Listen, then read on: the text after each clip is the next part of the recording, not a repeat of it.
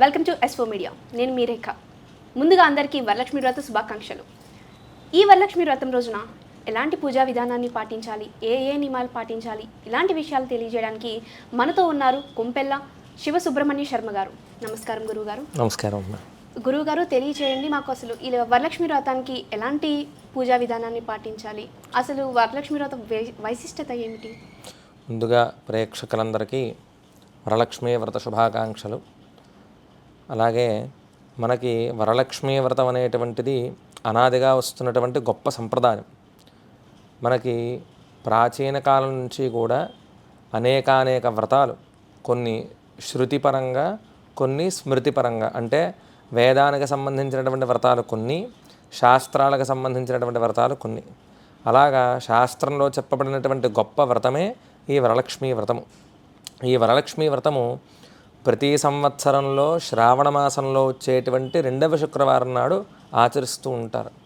సాధారణంగా ఈ వరలక్ష్మీ వ్రతం ఎవరైతే చేస్తారో వాళ్ళకి అనేక ఫలితాలు కలుగుతాయని మనకి ఇప్పటికే చాలామంది గొప్ప వాళ్ళు చెప్పి ఉన్నారు. కాబట్టి వరలక్ష్మీ వ్రతం యొక్క విశిష్టత ఎంత గొప్పదంటే, అమ్మవారి ఆరాధన చెయ్యటం చేత మాత్రమే మనకి అనేక సంపదలు కలుగుతున్నాయని మనకి శృతి స్మృతుల్లో చెప్పడం జరుగుతోంది. కాబట్టి వరలక్ష్మీ వ్రతము ఎవరైనా ఎప్పుడైనా కూడా ఆచరించవచ్చు. అందున శ్రావణ మాసం నాడు వచ్చేటువంటి శ్రావణ శుక్రవారము అమ్మవారికి అత్యంత ప్రీతికరమైనటువంటి శుక్రవారం. భృగువారము అంటే భృగు మహర్షికి అమ్మవారు కూతురుగా ఉద్భవించినటువంటి వారం కనుక భృగువారము, శుక్రవారానికి సంస్కృత నామం భృగువారము. కాబట్టి ఆ వారమునందు వరలక్ష్మీ వ్రతము ప్రత్యేకంగా శ్రావణ మాసము విష్ణుప్రీతి అయినటువంటి మాసము. అందుకని అమ్మవారికి సంబంధించినటువంటి వ్రతము ఆ మాసంలో చేయటం మనకు అనాదిగా వస్తున్నటువంటి సంప్రదాయం. అదొకటి. ఒకవేళ 2వ శుక్రవారం నాడు వరలక్ష్మీ వ్రతంగా చేస్తున్నటువంటి 2వ శుక్రవారం నాడు ఎవరికైనా ఇబ్బంది కలిగితే ఏ శుక్రవారం నాడైనా కూడా ఆడవాళ్ళు శ్రావణ మాసంలో ఈ వ్రతాన్ని ఆచరించవచ్చు. గురువుగారు, వ్రతం చేసేవాళ్ళు ఎలాంటి నియమాలు పాటించాలంటారు? అంటే సాధారణంగా మనకి స్కాంద పురాణంలో సూత సంహిత అనేటువంటి ఒకానొక గ్రంథంలో వ్రత నియమాలు ప్రత్యేకంగా చెప్పడం జరిగింది. ఏమిటంటే ఆ వ్రత నియమాలు, ఎప్పుడూ కూడా వ్రతం చేసేటువంటి వాళ్ళు ప్రాతకాలంలో లేవాలి. చాలామందికి ఇవాళ అలవాటు తప్పిపోయింది. కానీ వ్రతం చేద్దాము అని నిర్ణయం తీసుకున్నటువంటి వాళ్ళు ఖచ్చితంగా సూర్యోదయాత్ పూర్వమే లేచి స్నానాది సంధ్యావందనాదులన్నీ కూడా చేసుకుని, అంటే స్నానాది వాళ్ళ నిత్య నైమిత్తికాలన్నీ పూర్తి చేసుకోవాలి. ఖచ్చితంగా తులసి మొక్కకి నీళ్లు పోసి పుష్పం పెట్టి తీరాలి. తులసి అమ్మవారి ఆరాధన ఆడవాళ్ళకి ఎంత ముఖ్యమంటే, సాధారణంగా దినచర్యలో ప్రతినిత్యము మగవాళ్ళకి సంధ్యావందనం అనేటువంటిది ఎంత ప్రాధాన్యతంగా ఉందో, అదేవిధంగా ఆడవాళ్ళకి స్నానం చేసిన వెంటనే శుచిగా తులసి అమ్మవారికి, తులసి మొక్కకు నీళ్లు పోసి నమస్కారం చేసుకోవడం అనేటువంటిది నిత్య ఖచ్చిత సంప్రదాయం. అలా తులసమ్మవారి పూజ చేసిన తర్వాత వాళ్ళు నిత్యం చేసుకునేటువంటి దీపారాధన, పూజ అన్నీ కూడా పూర్తి చేసేసుకోవాలి. చేసుకున్న తర్వాత అప్పుడు ఆ వ్రతానికి సంబంధించినటువంటి పీటది వేసుకొని చక్కగా దాంట్లో బియ్యం అన్నీ పోసుకొని, కలశం ఉన్నటువంటి సంప్రదాయం వాళ్ళు ఉన్నారు. కలశ లేకుండా కేవలం ప్రతిమ మాత్రం పెట్టుకుని పూజ చేసేటువంటి సంప్రదాయం కూడా ఉంది. కాబట్టి ఆ పూజ వాళ్ళు ఏ సంప్రదాయం ప్రకారం ఉన్నారో ఆ సంప్రదాయం ప్రకారంగా పూజ చేసుకోవాలి. అయితే వ్రతం చేసేటప్పుడు ఖచ్చితంగా ఉండేటువంటి నియమాలు ఏంటంటే, కోప్పడడం పనికిరాదు. ఎప్పుడూ కూడా అమ్మవారు ఆరాధన చేసేటువంటి వాళ్ళు కోప్పడకూడదు. ఇదే విషయాన్ని మనకి లలితా సహస్రనామంలో కూడా చెప్పారు. మైత్ర్యాది వాసనాలభ్యా మహాప్రళగ సాక్షిణి అని ఒక మాట ఉంది. మైత్ర్యాది వాసనలు ఉన్నటువంటి వాళ్ళకి, మైత్రి, కరుణ ఇటువంటి వాళ్ళు ఉన్నటువంటి వాళ్ళందరికీ అమ్మవారు చాలా సులభంగా లభిస్తుందని మనకి లలితలో చెప్పడం జరుగుతోంది. కాబట్టి ఎట్టి పరిస్థితుల్లోనూ కోప్పడటం కానీ, అవాచ్యం అంటే మంచి మాటలు కాకుండా చెడమాటలు మాట్లాడటం కానీ ఇటువంటివి ఎప్పుడూ కూడా చెయ్యకూడదు. ఎప్పుడూ సదా మంచే మాట్లాడుతూ ఉండాలి. ఆ రోజున వ్రతం పీటల మీద కూర్చున్నప్పుడు ఎప్పుడూ భగవంతుడు ఎదురుగుండా కోప్పడడం కానీ, బాధపడడం కానీ ఎప్పుడూ చెయ్యకూడదు. భగవంతుడు ఎప్పుడూ కూడా ఆయన శుద్ధ పరబ్రహ్మ ఆనంద స్వరూపం అమ్మవారు. ఎప్పుడు వాళ్ళు ఎదురుగుండా ఉన్నప్పుడు అంతే ఆనందంగా మనం కూడా అమ్మవారిని అర్చన చేసుకుంటే ఆవిడ విశేషమైనటువంటి ఫలితాన్ని మనకిస్తుంది. ఈ రోజున అమ్మవారికి ఏ నైవేద్యాలు పెట్టాలి గురువుగారు? అమ్మవారికి చాలా ఇష్టమైనటువంటి నైవేద్యం క్షీరాన్నం, ఆవు పాలతో చేసినటువంటి పాయసం. అదొకటే కాకుండా అమ్మవారికి ఇంకా ఇష్టమైనటువంటిది దధ్యాన్నము. మనకి లలితలో కూడా వస్తుంది, దధ్యన్నాసక్త హృదయ కాకిని రూపధారణి అని ఒక మాట ఉంది. కాబట్టి అమ్మవారికి దధ్యోజనం కానీ, క్షీరాన్నము, దధ్యోజనము, వడపప్పు, పానకము, చలివిడి, దానితో పాటుగా సంప్రదాయం ప్రకారంగా చేసుకునేటువంటి గారెలు కానీ, బూరెలు కానీ, ఇంకా మధుర పదార్థాలు ఏవైనా కూడా అమ్మవారికి ప్రీతిగా నైవేద్యం పెట్టవచ్చును. ఈ వరలక్ష్మి వ్రతం వల్ల కలిగే ఫలితాలు ఏంటి గురువుగారు?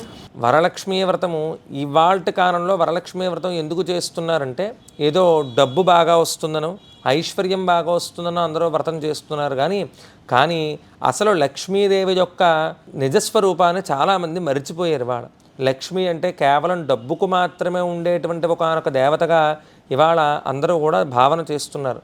కానీ లక్ష్మి అంటే సమస్త సర్వ లక్షణాలు ఎవరికైతే ఉంటాయో ఆవిడనే లక్ష్మి అని పిలుస్తారు. అంటే ధర్మం చెయ్యాలనేటువంటి బుద్ధి కానీ, అదేవిధంగా ఎప్పుడూ కూడా పక్కవారు ఎందుండేటువంటి ప్రేమ కానీ, సదా దయ కలిగి ఉండటము, ధర్మకార్యాచరణ చేయటము, అదేవిధంగా సమయానికి పట్టేటువంటి నిద్ర, కడుపు నిండా తినేటువంటి ఆహారము, ఆరోగ్యకరమైనటువంటి శరీరము, మంచి మనస్సు, ఇవన్నీ కూడా లక్ష్మి యొక్క లక్షణాలండి. పక్కవాడికి పెట్టేటువంటి దానగుణం కూడా గొప్ప లక్ష్మీ తత్వం. కాబట్టి ఇవన్నీ అష్టగుణాలుగా చెప్పబడ్డాయి. ఈ 8 గుణాలు ఎవరి దగ్గర అయితే ఉంటాయో వాళ్ళు పరిపూర్ణలే, అమ్మవారి యొక్క అనుగ్రహాన్ని పరిపూర్ణంగా పొందుతారు. అమ్మవారి ఆరాధన దేనికి చేయాలంటే లక్ష్మి అనుగ్రహం పరిపూర్ణంగా కలగాలి అని. అంటే లక్ష్మీ అనుగ్రహం అంటే ఇప్పుడు మనం చెప్పుకున్నటువంటి గుణాలన్నీ కూడా వాళ్ళకి వంట పట్టి చక్కగా సమయానికి పనికొచ్చేటువంటి ఐశ్వర్యం కావాలి. అంతేగాని అక్కర్లేకుండా అదే పనిగా ఐశ్వర్యం భోగాలు అనుభవించడానికి కాదు, ధర్మకార్యాచరణ చేయటానికని ఐశ్వర్యం కావాలి. అందున అది సమయానికి మనకు పనికి రావాలి. అలా వచ్చేటువంటి ఐశ్వర్యం అమ్మవారి ఎల్లప్పుడూ మన ఎందుండి మనల్ని కటాక్షించాలని అమ్మవారికి నమస్కారం చేసుకోవాలి. ఈ వ్రతం ఎవరెవరు చేసుకోవచ్చు గురువుగారు? ఈ వ్రతము సాధారణంగా పూర్వకాలము అంటే యుగ ప్రారంభం అనుకోవచ్చు, కృతయుగ సర్వవర్ణాల వారు ఆచరించేవారు. ఇప్పుడు ప్రస్తుతం మనం ఉన్నటువంటి కలికాలంలో వర్ణ వైషమ్యాలు బాగా పెరిగిపోవటం చేత చాలామంది ఆచరిస్తున్నారు. కొంతమంది మాకు ఆనవాయితీ లేదనో ఏదనో మానేస్తున్నారు. కానీ సమస్త వర్ణాల వాళ్ళు, అమ్మవారి అంటే ప్రీతి కలిగినటువంటి వాళ్ళందరూ కూడా ఈ వ్రతాన్ని ఆచరించవచ్చు. అందున సుమంగళిగా ఉన్నటువంటి స్త్రీల్ని ఆచరించమని మనకు మొట్టమొదటి నుంచే శాస్త్రం చెప్తోంది. కాబట్టి అలా ఉన్నటువంటి వాళ్ళు ఆచరించవచ్చు. కొత్తగా పెళ్ళైనటువంటి వివాహితులు అంటే ఎవరైతే కొత్తగా వివాహమై అప్పుడే కాపురానికి వచ్చినటువంటి ఆడపిల్ల ఉంటుందో ఆవిడ మాత్రం ప్రత్యేకంగా వరలక్ష్మీ వ్రతంలోనే ఇంకాస్త ప్రత్యేక పూజ ఉంటుంది వాళ్ళకి.